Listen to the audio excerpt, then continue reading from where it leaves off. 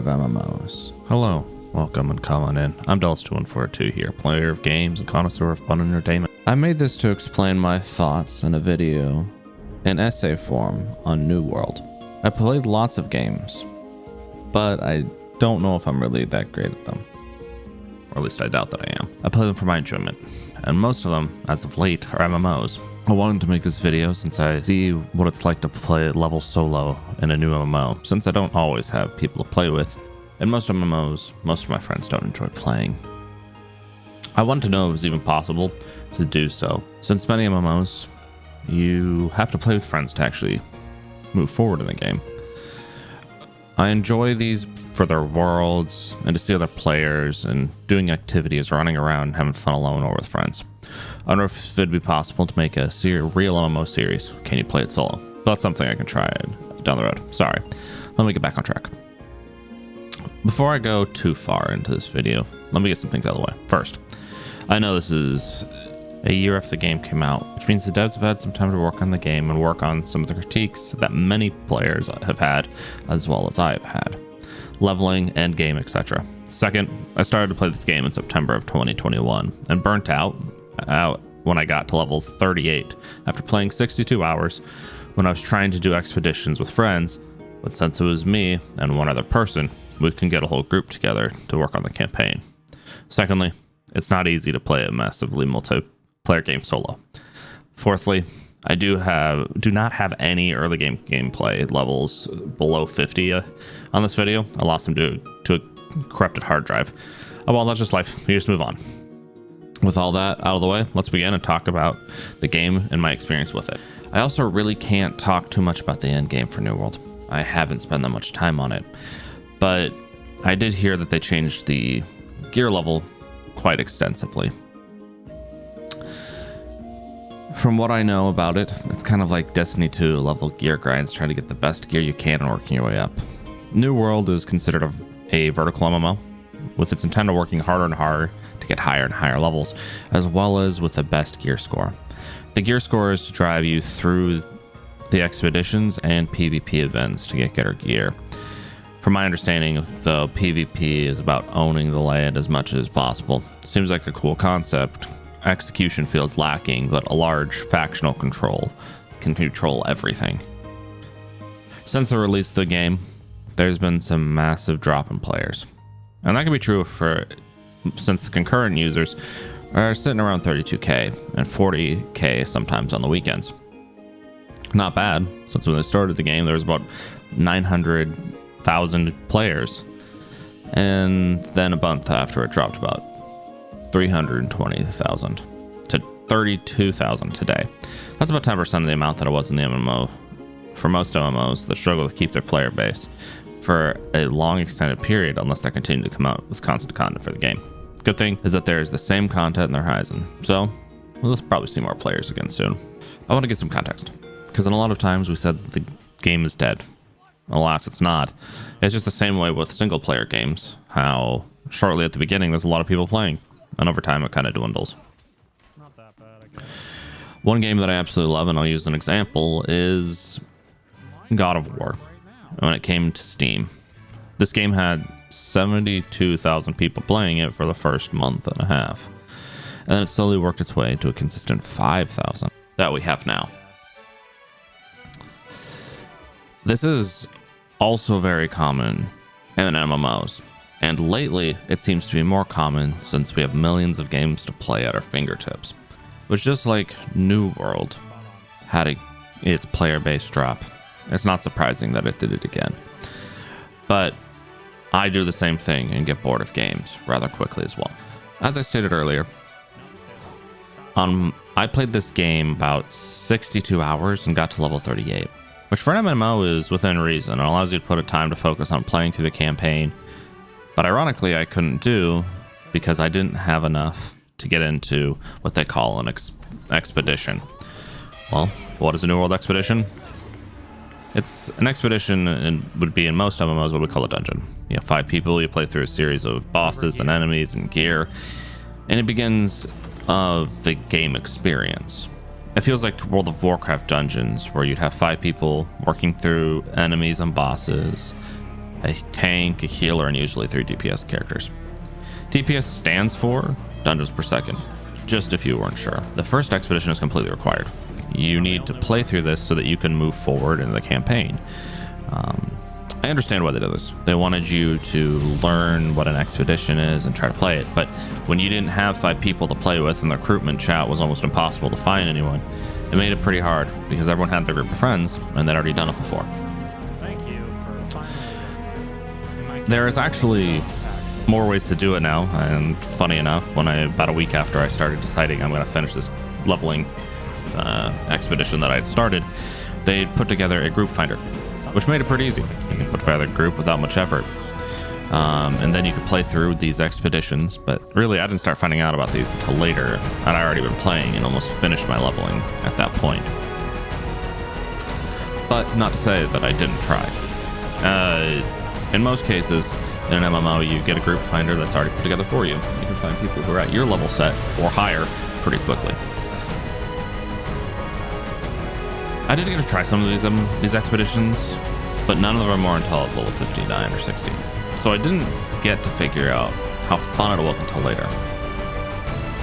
This is to me why I really dropped off at level 38. I couldn't find new people to run through dungeons, to have more and more people play with, to get to level 60 quicker. Most people had run through it and don't have any secondary characters because of how long it took them to level.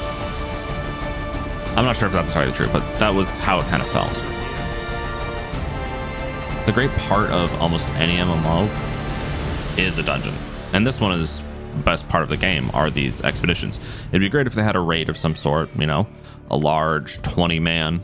You have 4 healers, 4 tanks, and the rest are DPS, all trying to work their way through a labyrinth of enemies and bosses. I've heard that they're gonna have new expeditions in October. I've seen some of them on Twitch and all of that, so hopefully it spans and works out pretty well. I do want to keep in mind though that in October there's supposed to be a new expansion coming out, or I guess DLC if we want to call it, but it's free to everyone who owns the game. It allows a whole new area, new expeditions, but I'll get back to that and we'll see if it's any good. Maybe I'll make a video about this upcoming release later. So now let's kind of talk about leveling.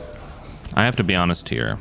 I would go from level to level in the same area, roughly for about 10 levels in that area past where I was supposed to be. It was kind of hard because you die a lot, and a lot of dying is common. In many cases, I would go into an area thinking I could beat said boss, but I would quickly die. I would fight a group of enemies that were, let's say, a 42 and I was a 50. That'd quickly kill me because I couldn't dodge or move out of the way because I would get stunned by one of the enemies. And that's fine. Totally okay. Makes sense. It's all about trying to figure out how you can level in a world like this. As I stated early on in this video, leveling was slow. And I spent upwards of 147 hours to get to level 60, which in itself is rewarding, but you spend so much time trying to keep it worth my while. I would go from mining, harvesting plants, 60. I did it. chopping down logs, fishing, hunting and tracking, and clearly did a lot of these things, as well as crafting gear, crafting ingots, crafting anything I could get my hands on to level quicker than I already was. I actually think this part of the game is really good, but it was tedious.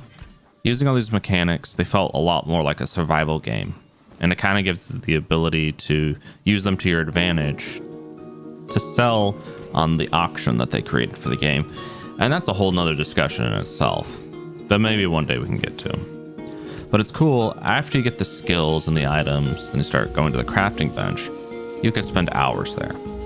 There's some parts for the early part of the game that I leveled pretty quickly because I spent a lot of time in front of those crafting benches. The next interesting mechanic to me would be the companies. They're like an MMO's guild in most other games. Unlike most guilds where you have anywhere from 100 to 1,000 people that you can have on a roster, this one limits it to 50. And it's intentional because then you have to have 50 players that you work with to get entire swaths of land. And that's what they want you to do. But this one became kind of a hassle, especially when I first started playing. People began to realize that they can make a shell company. And what I mean by this is that you'd have a big company that they would work for that would have the same skill set players that could own an entire map. They would have 50 people in this main company, and then they would have people who were underneath them work their way through until they had basically 5 or 6, 10 companies under one large, gigantic company. Could be cool. You can make large profits off of it because these settlements allow you to get money. You get taxes from the people crafting. Cool. But it wasn't really something that I loved. It made it kind of frustrating and difficult to someone who's just playing on the street and just decided to jump right in. There was some interesting things that came out of this because there's wars. You have wars against other factions and other companies so that you could then can make it a contested territory where you're fighting for that land. That's really cool. But I could see that there were some big problems. So editor Dallas here. When I was working on this, when I started making this recording, they hadn't added this yet, but this frustration was kind of addressed in this update that happened in the September update. So this next little rant, if you want, skip through the next 10-20 seconds if you feel like it. I kind of didn't enjoy these wars. I was trying to just play the game, and when I'd get off work at around 9 p.m. or 6 p.m., there would be a war happening, and because of it, there'd be so much lag. It was almost unbearable. Why? Because there's wars with the companies going on, and this was something that they dealt with in the beta, but was still happening. I would be chopping down a tree or been a long queue time, and it would lag.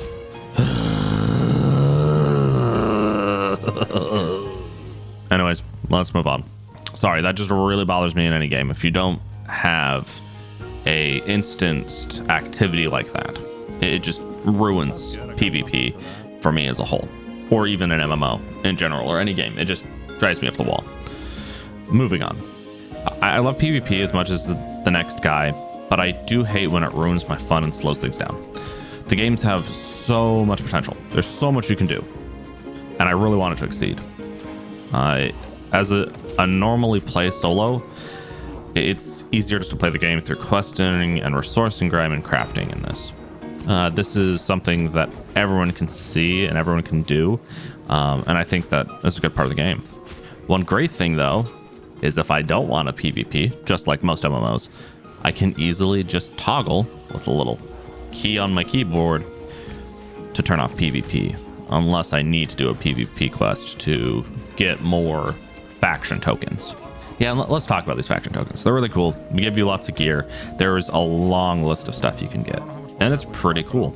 You have an opportunity to just fill it up, go nonstop, but a lot of times that's not how it works. You kind of just work your way through it and get them because you want them. I'm gonna chime in for a second because he hadn't played level 60 yet, at least past self hasn't. They're actually super helpful because you get these things called gypsum orbs that give you the ability to make more higher end gear.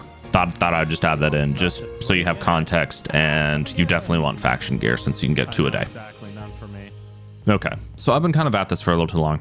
I've been just winded, talking for no reason, so I'm just going to start wrapping up in the next little bit. This MMO is really fun, and I recommend it for most players. It's not for all people, but you could probably enjoy playing it solo, but I don't think it's worth playing solo right now. There are some really annoying features, and I don't really think they hinder the game that much. It has some fun gameplay and mechanics. And we're gonna be out of it. But is it really bad? No. But it's interesting and rather fun. Do I think you should play this game solo this time? I'd recommend you wait, or at least until they update the leveling, which they're supposed to be doing in October. It's normally my thoughts that anyone can get into a game and play it and enjoy it. But with how tedious and slow the nature of this leveling grind is, I do question if it's worth the time, especially with today when there's so many other games you could play. Because this is a vertical MMO, it is fully focused on getting to the end of the level cap and getting the best gear. And sometimes that comes with the enjoyment of new players. Well, that's just kind of my thoughts for now, and I'm sure they will change. They always do in most cases, and I personally think that this is why MMOs are so fun. They're constantly changing and evolving, just like my opinions and thoughts. I hope you enjoyed today's video. If you liked, give it a thumbs up, comment, and leave your thoughts down below, and even consider subscribing. Most of my videos are recorded from twitch.tv/Dulles2142. Yours truly, Dulles2142.